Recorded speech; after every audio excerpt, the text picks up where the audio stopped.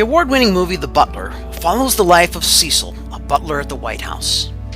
Cecil fought for civil rights by building the trust of powerful white men, while his son Louis fought for civil rights with Martin Luther King Jr.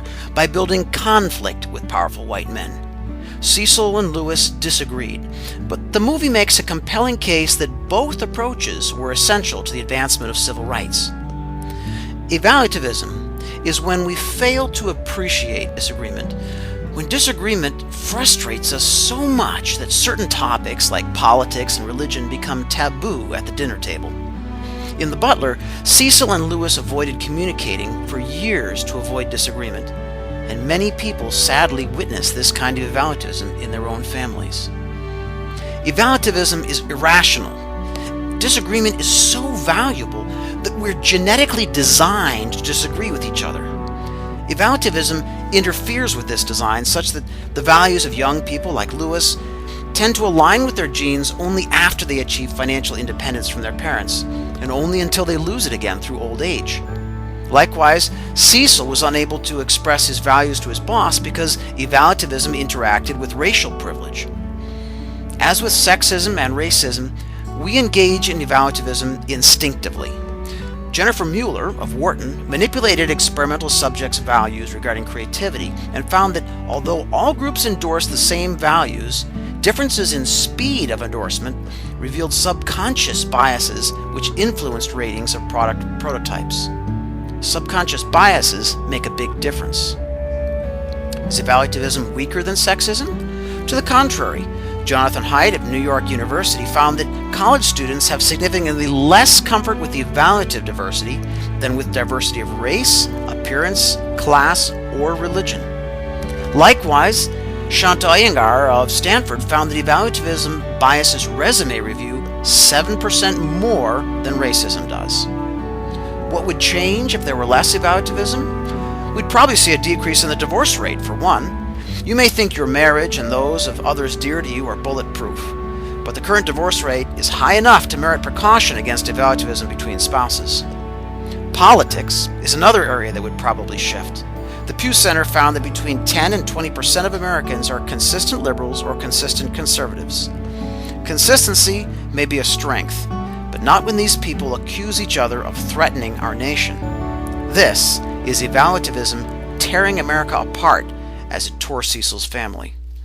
The problem is not that we disagree, but that we do not appreciate our disagreements.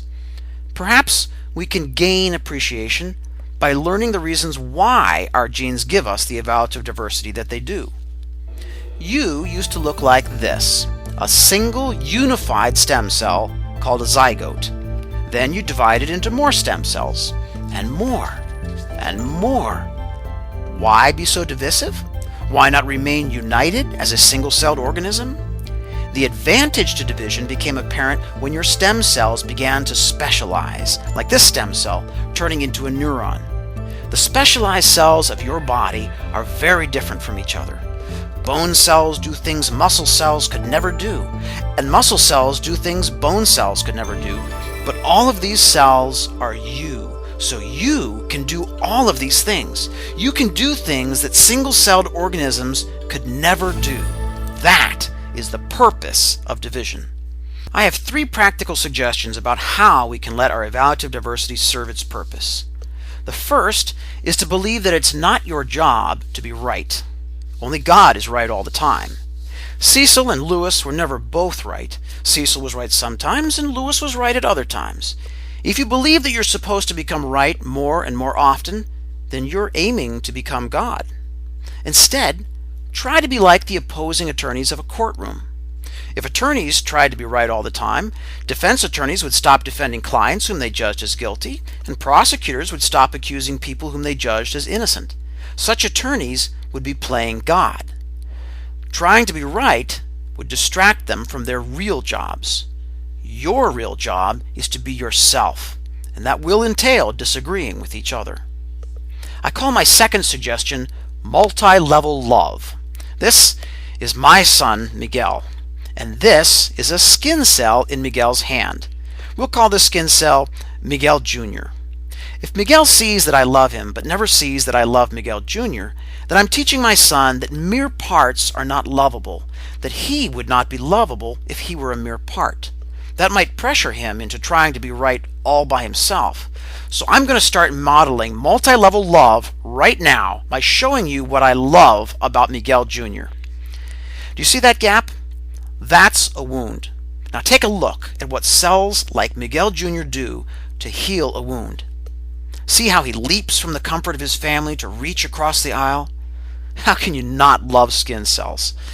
I love my son, but I've got to say, I would love Miguel Jr. even if he were not a part of Miguel.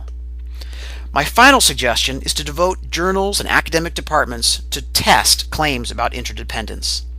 Your own body developed from independent stem cells to interdependent specialized cells, yet some people expect to progress in the opposite direction.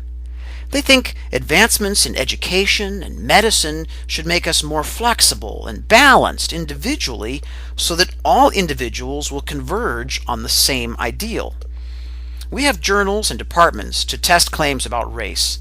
Why are there none to test these claims about evaluative diversity?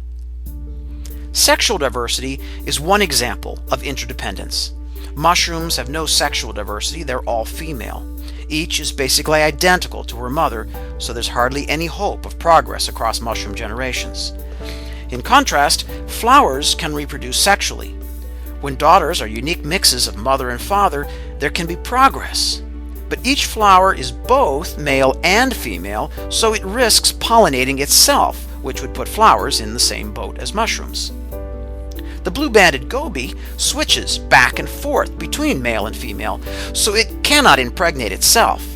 But sex change would be very difficult outside water, so mammals get to keep the sex we were born with. Granted, each still has to find a mate, and that can take years in the case of humans. Bees, on the other hand, have only one sexually active female per hive. She mates once, collects about 6 million sperm, then lays about 1,000 eggs every day for the next 6 years. This lets most bees focus on concerns other than reproduction. Currently, some human beings shift evaluative type like gobies, but others are more like mammals and bees. Which should we expect to go extinct? The small businesses where one person wears many hats, or the large corporations in which people lock into specializations? Science should help us reach better informed answers. Science can also help us monitor diversity and see where it's helpful. As an example, consider Christian churches. Here we see differences between the diversity mixes of Christians and non-Christians in the United States. These differences are amplified when we look at people who convert toward or away from Christianity. Some evaluative types bridge Christian and non-Christian social circles, but others seem to be victims of evaluativism. Here we see mixes among Americans with artistic careers, Americans with enterprising careers, Americans who identify with child or elder care, Americans who identify with sports, Americans who identify as conservatives, and Americans who have been accused of a crime or other serious betrayal of trust.